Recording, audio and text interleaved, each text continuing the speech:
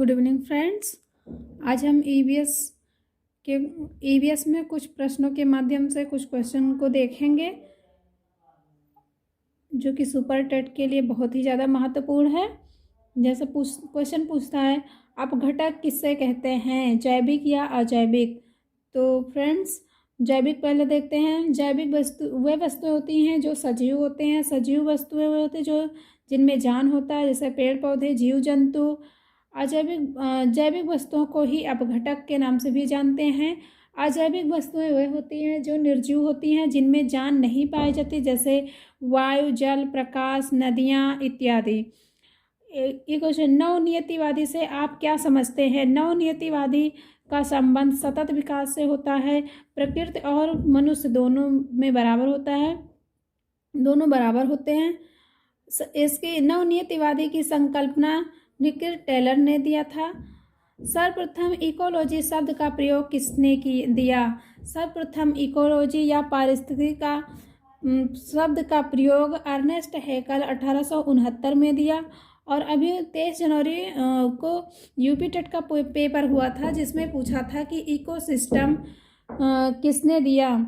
Ecosystem पूछ ले या पारिस्थितिकी तंत्र पूछ ले, तो इकोसिस्टम या पारिस्थितिकी तंत्र एजी टांसले ने 1935 में दिया।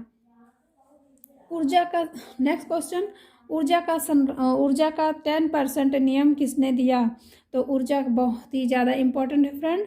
ऊर्जा का 10% नियम लिंडेमान ने दिया। ये क्वेश्चन बहुत ही ज़्यादा पूछ रहा है कि ऊर्जा का पिरामिड कैसा होता है। तो ऊर्जा का पिरामिड सदैव सीधा होता है। आप इसको लिख लीजिएगा कि ऊर्जा का पिरामिड सदैव सीधा होता है। ये 10% एक स्तर से दूसरे स्तर में ऊर्जा का स्थानांतरण 10% ही करते हैं।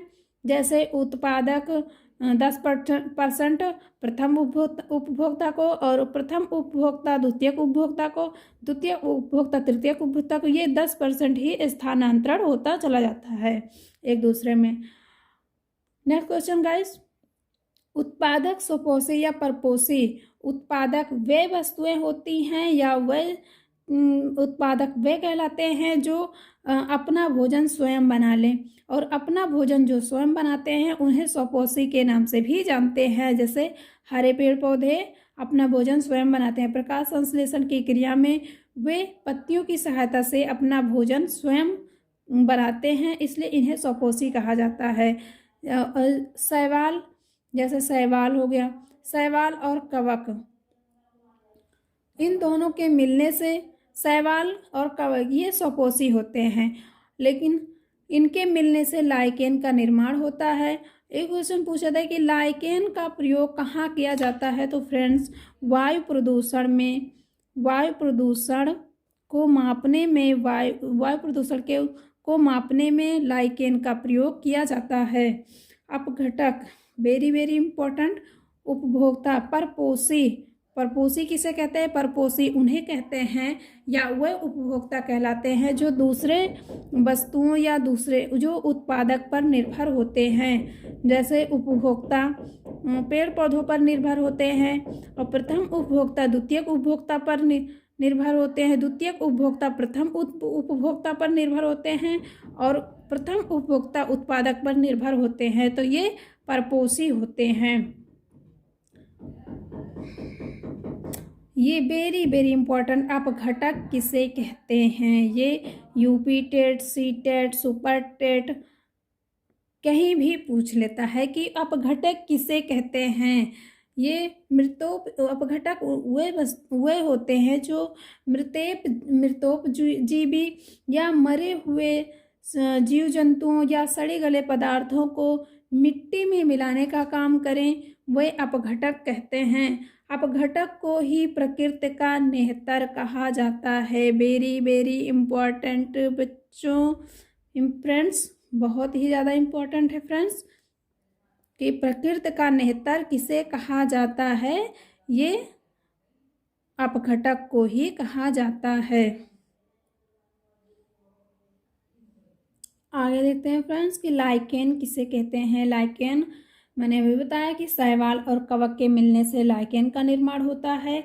लाइकेन ये साथ साथ रहते हैं, बिना किसी को नुकसान पहुंचाए साथ साथ रहते हैं। लाइकेन का प्रयोग वायु प्रदूषण को मापने का प्रयोग किया जाता है। अभी मैंने बताया कि लाइकेन का प्रयोग वायु प्रदूषण को मापने के लिए किया जाता है।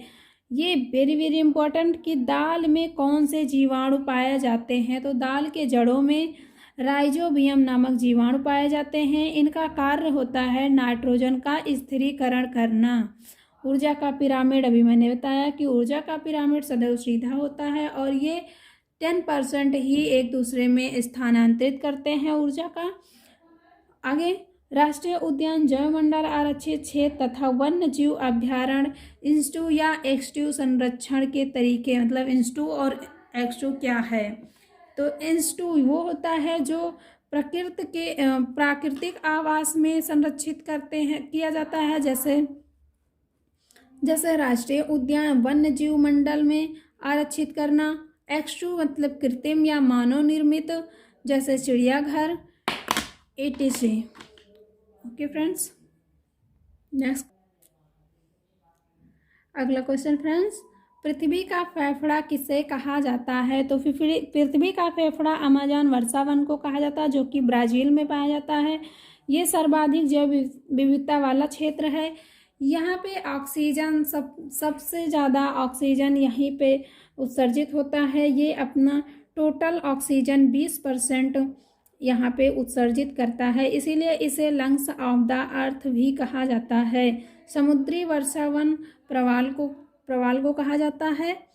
नेक्स्ट क्वेश्चन, चिपको आंदोलन तथा नर्मदा बचाओ आंदोलन का संबंध किससे है? चिपको आंदोलन उत्तराखंड से संबंधित है। इसके प्रणेता सुंदरलाल बहुगुणा जी थे। चिपको आंदोलन को ही कर्नाटक में एपिको के नाम से भी जानते हैं। नर्मदा बचाओ आंदोलन मेघा पाटकर हैं, जो कि मध्य प्रदेश से संबंधित हैं। स्टॉकहोम सम्मेलन, नेक्स्ट क्वेश्चन है कि स्टॉकहोम सम्मेलन कब हुआ? स्टॉकहोम सम्मेलन 5 जून 1972 में यूएनईपी नैरोबी केन्या में। इसी दिन पर्यावरण दिवस भी मनाया जाता है फ्रेंड्स। 5 जून को ही कौन सा दिवस मनाया जाता है? पर्यावरण दिवस। पर्यावरण दिवस 5 जून 1986 को पर्यावरण दिवस के अधिनियम, पर्यावरण अधिनियम 5 जून 1986 को लागू हुआ, तभी से पर्यावरण दिवस 5 जून के नाम से मनाया जाता। और ये बहुत ही इम्पोर्टेंट है, किसी भी परीक्षा में टपक पड़ता है। इतना छोटा से है लेकिन हर परीक्षा में ये टपकता रहता है। ओके फ्रेंड्स, मॉन्ट्रियल प्रोटोकॉल का संबंध किससे है? मॉन्ट्रियल प्रोटोकॉल का संबंध ओजोन परत से है। ओजोन परत किस मंडल में पाया जाता है? तो ओजोन परत समतान मंडल में पाया जाता है।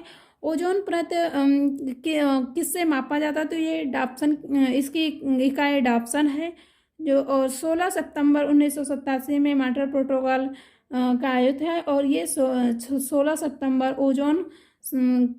ओजोन दिवस 16 सितंबर को मनाया जाता है। समताप मंडल को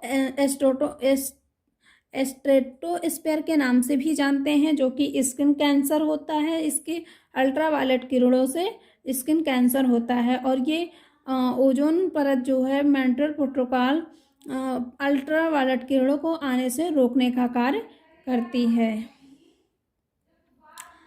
ओके गाइस, नेक्स्ट क्वेश्चन है, पहला पृथ्वी सम्मेलन कब हुआ? तो ये पहला पृथ्वी सम्मेलन 1992 में रियो के अंदर ब्राज़ील में हुआ। क्योटो प्रोटोकॉल 1997 में। ये क्योटो प्रोटोकॉल का संबंध किससे है? तो ग्रीन हाउस उत्सर्जन को रोकने से है। क्योटो प्रोटोकॉल का संबंध ग्रीन हाउस को रोकने से होता है। कुछ अधिनियम जान लेते हैं फ्रेंड्स, जैसे वन्यजीव संरक्षण अधिनियम 1972, प्रोजेक्ट टाइगर अधिनियम 1973 और पर्यावरण संरक्षण अधिनियम ये 1986। और कुछ दिवस याद करते हैं, जैसे 5 जून पर्यावरण दिवस, 22 मार्च जल दिवस, 22 अप्रैल पृथ्वी दिवस और 22 मई जैव विविधता दिवस। ओके फ्रेंड्स, अब हम मिलते हैं नेक्स्ट वीडियो में। हमारे चैनल को इसी तरह वीडियो को पाने के लिए इससे अच्छे भी वीडियो लाएंगे सर फ्रेंड्स, इससे अच्छी भी वीडियो कोशिश करेंगे लाने की, और इससे अच्छा कंटेंट भी लाने की कोशिश करेंगे। तो हमारे वीडियो को नोटिफिकेशन पाने के लिए चैनल को सब्सक्राइब करें और बेल आइकन को भी प्रेस कर लें, ताकि आने वाली वीडियो का नोटिफिकेशन आप तक सर्वप्रथम पहुँचे। Thank you guys.